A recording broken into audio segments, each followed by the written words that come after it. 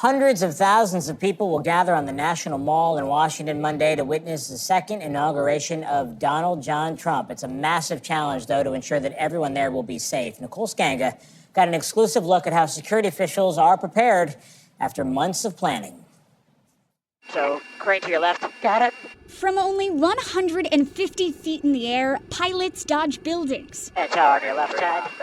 Got it. Flying in a grid over the National Mall to scan for radiological or nuclear irregularities, threats like dirty bombs. So you're trying to create a blueprint of what the radiation in Washington, D.C. looks like ahead of the inauguration. Correct. Department of Energy scientist Jacqueline Brandon calls this low-flying helicopter one of just two of its kind, her office. If we find a radiological irregularity, we'll investigate it even further. Highly sensitive technology sets off alarms in the air. That's an alarm. That is an alarm.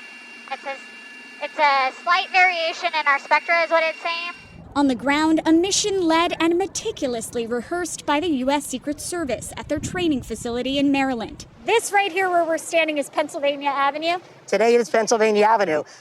Tomorrow it will become a speed racetrack for some of our uniformed division officers that are coming through. Agents role-playing worst-case scenarios. Can we try a vehicle having a flat tire? Can we try someone having a heart attack? These are all the things we want to mentally prepare for because we have an immediate action for all those things. Michael Thomas is the coordinator for the big day. This is the largest event for the U.S. Secret Service in history. It is. The amount of fencing and the amount of personnel that we bring in for this inauguration eclipses all other inaugurations that we have. About 25,000 law enforcement and military personnel will safeguard the inauguration, including 7,800 National Guard authorized to protect the nation's capital and its 250,000 ticketed guests. Throughout the city, a ring of steel, 30 miles of anti-scale fencing. And along the icy Potomac, more than 25 Coast Guard vessels lined up. Ready to deploy. Ready to deploy. Captain Patrick Burkett says teams are now prepping frozen waterways for patrol after a recent storm. That put a lot of strain and stress on our resources and our personnel, and everyone knew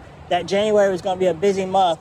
Dubbed a national special security event demanding the highest level of federal protection, the inauguration comes just days after two others, January 6th electoral count and former President Jimmy Carter's funeral.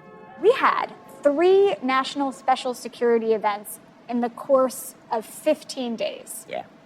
I mean, that's never happened before. No. As in a year of unprecedented events, this just continued to keep us going on the unprecedented events. We feel like we have a very good plan. We feel very confident that we are going to provide a very secure environment. For CBS Mornings, I'm Nicole Sganga in Washington.